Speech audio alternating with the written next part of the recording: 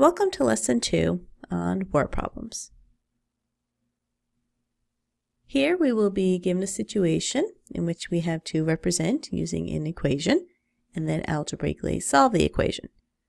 So in example 1, we're told that 5 minus a number divided by 7 is 1. So we can represent that by writing 5 minus, now let some number be n. That n is divided by 7, and altogether it equals 1. Now to solve an equation involving fractions, we multiply by the LCD, which is 7 in this case. So we need to multiply each term by 7, with the goal of eliminating the denominators, which does happen here because 7 can cancel with 7. Now what we're left with is 35 minus n equals 7. So to isolate the n, I'm going to subtract 35 from both sides. So we get negative n is equal to negative 28.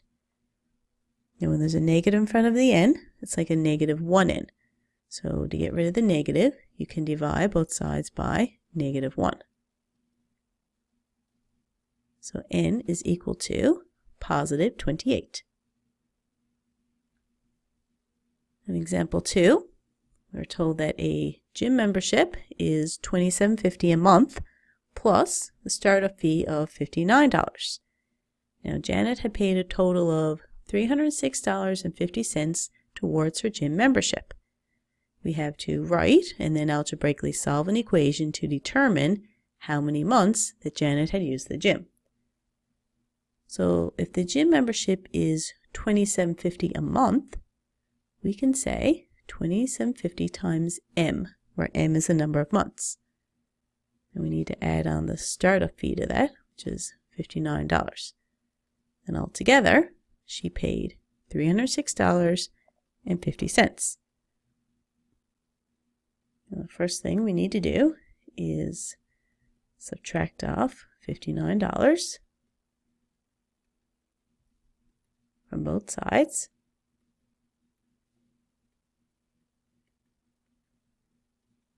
Leaving us with $27.50 m on the left and $247.50 on the right. Now we need to divide both sides by $27.50, and I'm going to do that with the aid of a calculator.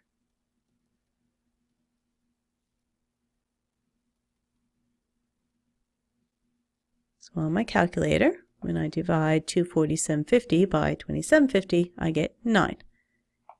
So now we can just say that Janet had used the gym for 9 months.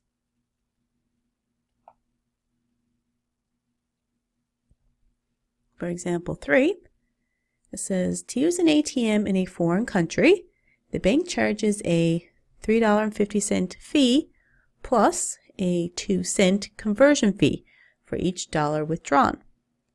Now, Karen had to pay $19.50 in just the fees, so how much money did she take out? So, to represent this as an equation, we can say that she pays $3.50 plus 0.02 for each dollar that she withdrawn, so D for dollars, and altogether that was $19.50. So I'll subtract $3.50 from both sides.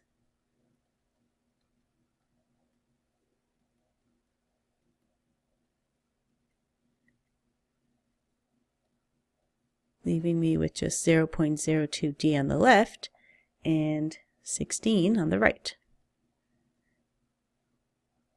Now I'll divide both sides by 0.02.